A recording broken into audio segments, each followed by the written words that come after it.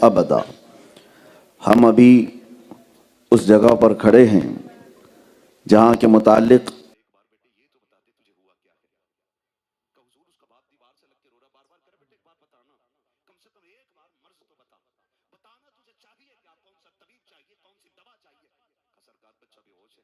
کچھ نہیں بول پا رہا ہے۔ حضور کہتے ہیں چلو اب تک اس نے اپنی یاری نبھائی ہے، آج ہم اپنی یاری نبھانے چلتے ہیں۔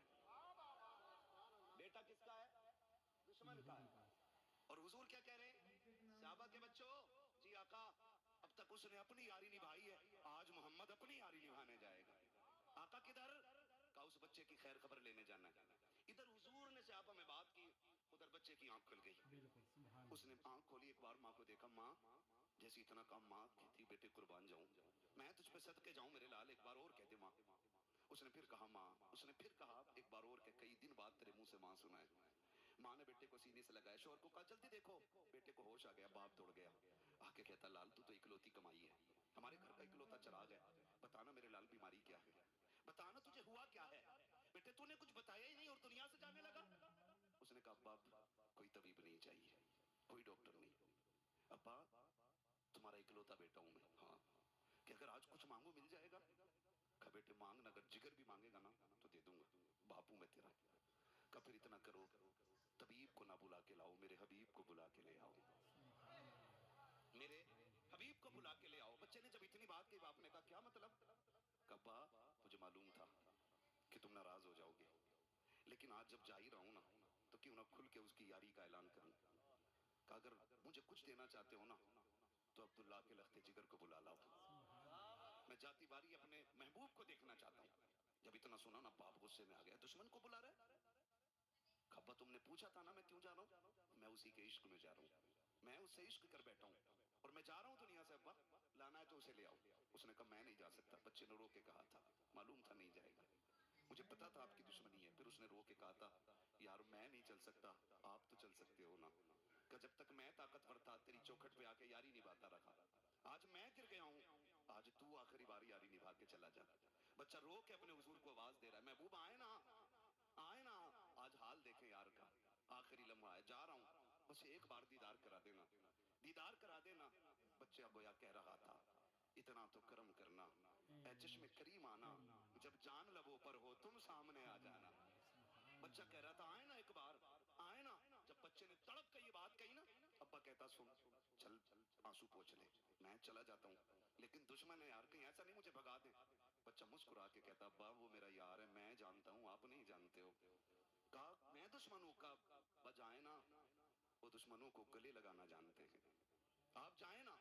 جیسی بچے نے اتنا کہا باپ ہمت کر کے نکلا، خدا کی قسم تاریخ گواہ باپ نے دروازہ چھوڑا، حضور نے ادھر سے نکلنا شروع کیا ہے، ادھر بچے کا باپ نکلا، ادھر سے سرکار آ رہے ہیں۔ اب بچہ اچانک میں تھوڑی دیر کے بعد کہتا امی کہا ہاں، کہا وہ میرا مدینے والا آ گیا ہے، میرا مدینے والا آ گیا ہے۔ بچے کی عادت تھی اٹھ کے کہتا ہے میرا مدینے والا آ گیا ہے، جسم میں پیروں کی طرف سے روح نکل رہی ہے، آدھے جسم کے نکل چکی ہے، روح پیروں تک آ گئی ہے۔ اس نے کہا میرا مدینے والا آ گیا ہے، جب کمر تک روح آئی ہے امی میرا مدینے والا آ گیا ہے، ماں تڑپ جاتی ہے، سمجھتی ہے شاید سکرات کا عالم ہے۔ بچہ بے خودی میں کہہ رہا ہے، ماں نے دروازے کی طرف مڑ کے دیکھا کوئی نظر نہیں آیا، کہا بیٹے کوئی بھی تو نہیں آیا ہے، کما وہ دیکھ میرا مدینے والا آ گیا ہے۔ ماں نے لال کو سینے سے لگایا، چیخ ماری، کہا بیٹے کیا بات کہہ رہا ہے، وہ دیکھ دروازہ بھی خالی ہے آنگن بھی خالی ہے، تو کس کے آنے کی بات کر رہا ہے؟ تو بچے نے کہا تھا امی میرا یار آ گیا ہے۔ کہا بیٹے بتا تو صحیح، دیکھ تو دروازہ بھی خالی ہے آنگن بھی خالی ہے، تو کیسے کہہ سکتا ہے؟ بچہ کہتا ہے امی سن تو صحیح، ٹھہر تو صحیح۔ کہا کیا بیٹے؟ کہا یہ ہوا بتا رہی ہے وہ آنے والا ہے، یہ فضا بتا رہی ہے وہ آ رہا ہے، یہ خوشبو بتا رہی ہے وہ آ رہا ہے، یہ مہکی مہکی ہوائیں کہہ رہی ہے وہ آ رہا ہے۔ امی تجھے لگتا نہیں ہے یہ تھمی تھمی ہوا کہتی چل رہی ہے کہ وہ آ رہا ہے؟ بچہ یہ کہتا جا رہا ہے، اتنے میں سرکار نے دروازے پہ قدم رکھا ہے۔ بچے نے تڑپ کے کہا تھا امی وہ دیکھ میرا مدینے والا آ گیا ہے، میرا مدینے والا آ گیا ہے۔ یہ کہہ کے بچہ اٹھنا چاہتا ہے، سرکار نے دوڑ لگا دی ہے۔ ذرا سوچ تو صحیح، حاجی مدینے کو جاتے ہیں، حرم کو دیکھ کے دوڑ جاتے ہیں، عاشق مدینے جاتے ہیں، مسجد نبوی کو دیکھ کے دوڑ جاتے ہیں، عاشق مدینے جاتے ہیں، کبھی مینار دیکھ کے دوڑتے ہیں، کبھی گنبد دیکھ کے دوڑ جاتے ہیں۔ بچے تیرے مقدروں کو سلام، تیری طرف تو نبیوں کا ایمان دوڑ رہا ہے، فخر الانبیاء دوڑ رہا ہے، وجہ تخلیق کائنات دوڑ رہا ہے، میرے نبی نے دوڑ لگائی ہے۔ بچہ اٹھنا چاہتا تھا، وجود کی طاقت ختم ہے، ہماری اور اگر نہ بند ہو تو کھینچ کے بھی نہیں بند کر سکتے. لیکن بغیر کسی اسپرنگ کے یہ روزانہ پتہ نہیں کتنی مرتبہ جھپکتی ہے, اٹھتی ہے. اس کے اندر کون سی طاقت ہے؟ یہ اپنے آپ میں ایک نشانی ہے اللہ تعالیٰ کی آیات میں سے. ہم اس کی طرف توجہ نہیں کرتے. کیوں؟ روز چیز ہو رہی ہے.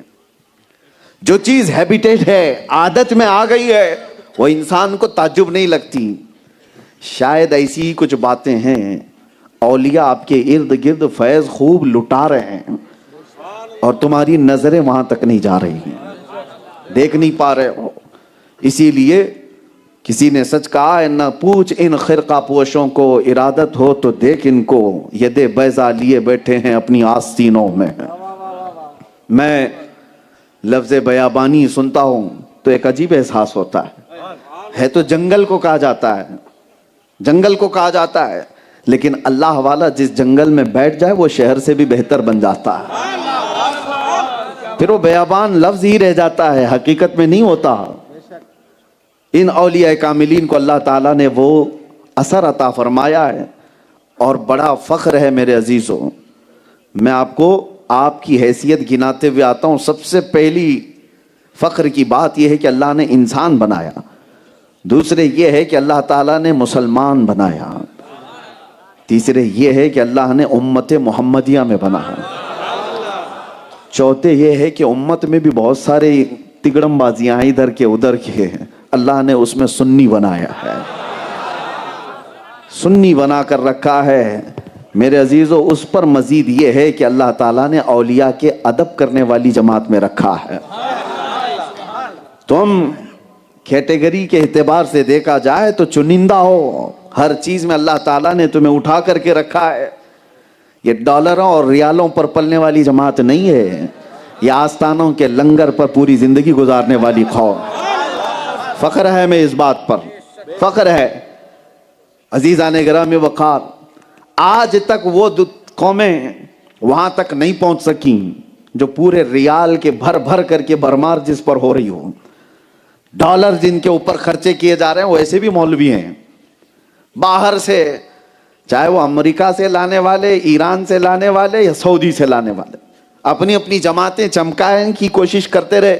100 سال میں بھی وہ وہاں تک محنت کر کے نہیں پہنچ پائے. ان درویشوں نے اپنے پاس بٹھا کر کے جس کو پہنچا دیا تھا بغیر کسی ریال کے. یہ حقیقی بات میں کہہ رہا ہوں. چاہے دنیا آج بھی پوری طاقت لگا دے, اپنا پورا پیسہ خرچہ کر دے, آپ کو پتا ہے جب کسی کے پاس پاور آتا ہے, طاقت آتی ہے, تو سب سے پہلے وہ کس کا مشن روکتے ہیں؟ اولیاء کا مشن. ان کو چلتی پھرتی جماعتوں سے تکلیف نہیں ہے. آج بھی دیکھیں, اسرائیل جیسا کٹر دشمن اسلام, وہ بھی کہتا ہے اس کو بھی تبلیغی جماعت سے کوئی ڈر نہیں ہے. ان کے ہاں غیر مضر چیز ہے, غیر مضر ہے, کوئی تکلیف دینے والی جماعت نہیں ہے, یہ چلتی پھرتی ہے. پھر ڈر کس سے ہے؟ کہا یہ سنیوں سے, یہ جو رسول اللہ کے عشق کی بات کرتے ہیں, یہ جو محبت اولیاء کی بات کرتے ہیں. وجہ یہ ہے کہ یہاں ایمان جوش کھاتا ہے, اور اگر ان میں کا ایک بھی کھڑا ہو گیا تو ہزاروں کو سلا دے گا. پوری دنیا یہ اسی قوم کو اپنے نشانے پر رکھتی ہے. وجہ یہ ہے کہ ایمان تمہارے پاس ہے. اسی کو اعلیٰ حضرت نے کیا کہا؟ تیری گٹھری تاکی ہے اور تو نے نیند نکالی ہے. سونا جنگل رات اندھیری چھائی بدلی کالی ہے, سونے والوں جاگتے رہیو چوروں کی رکھوالی ہے. آنکھ سے کاجل صاف چرا لیں یا وہ چور بلا کے ہیں, تیری گٹھری تاکی ہے. تیری گٹھری تاکی ہے مطلب کیا ہے؟ شیطان تیری ہی گٹھری چرانے کے پیچھے لگا ہوا ہے, اور ایسے میں تو سو رہا ہے. شیطان کو دوسروں کی گٹھری سے مطلب ہی نہیں. ارے ہو تو مطلب, سب کچھ تمہارے پاس ہے, ایمان تمہارے پاس ہے, عشق رسول تمہارے پاس ہے, عشق اولیاء تمہارے پاس ہے, قرآن کے آداب تمہارے پاس ہے, صحیح تفسیر تمہارے پاس ہے, صحیح احادیث تمہارے پاس ہے. یہ بیش بہا قیمتی چیزیں رکھے ہو تو تمہاری گٹھری تو دیکھی گئی ہے. اس کو چرانے کے لیے پوری طاقت لگائی جاتی ہے. اور ایسے میں اعلیٰ حضرت کہتے ہیں سونا مت, سونا مت, سونا بن ہے, سونا زہر ہے, سونا پاس ہے سونا بن ہے سونا زہر ہے اٹھ پیارے. 3 بار لفظ سونا آیا. سونا پاس ہے, گولڈ تمہارے پاس ہے. سونا کیا ہے؟ گولڈ.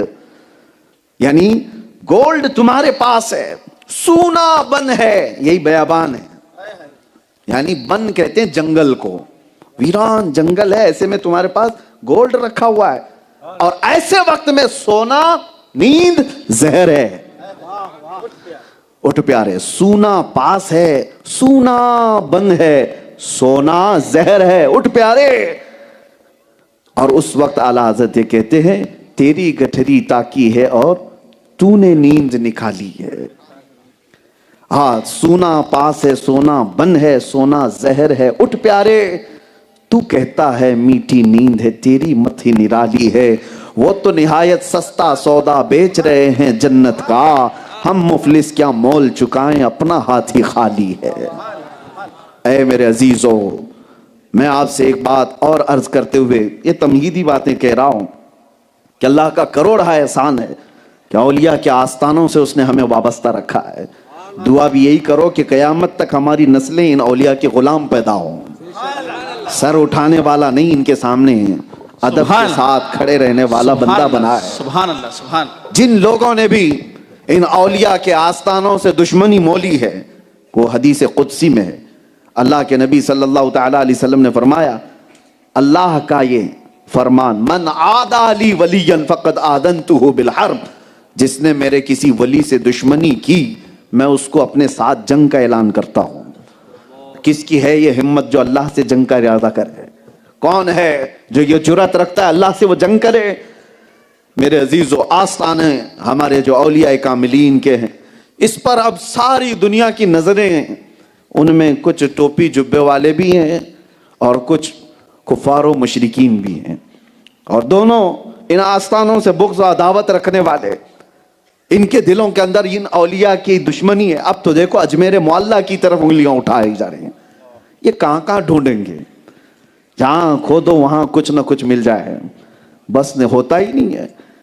ہم سے ایک میڈیا والے نے یہ انٹرویو لیا تھا, اور میں نے کہا تھا کہ بھائی یہاں اتنی سب جو پرانی عمارتیں دکھتی ہیں سب پر دعویٰ ٹھوک دیتے ہو, اولیاء کے آستانے وہ تھے یہ تھے, دشمنی کس بات کی؟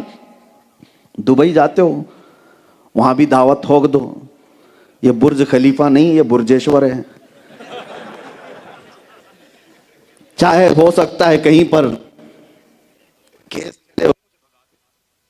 کیا رکھا ہے اولیاء کی دشمنی سے, ان آستانوں کی دشمنی سے. تاریخ موجود ہے, اس غریب نواز کو پوری طاقت لگا کر کے یہ یہاں سے بھیجنا چاہتے تھے, لیکن ہوا کیا, نہ وہ اٹھائے جا سکے نہ ہی بجھائے جا سکے, بلکہ اللہ نے آج ہر دل پر ان کی حکمرانی پیدا فرمائی ہے.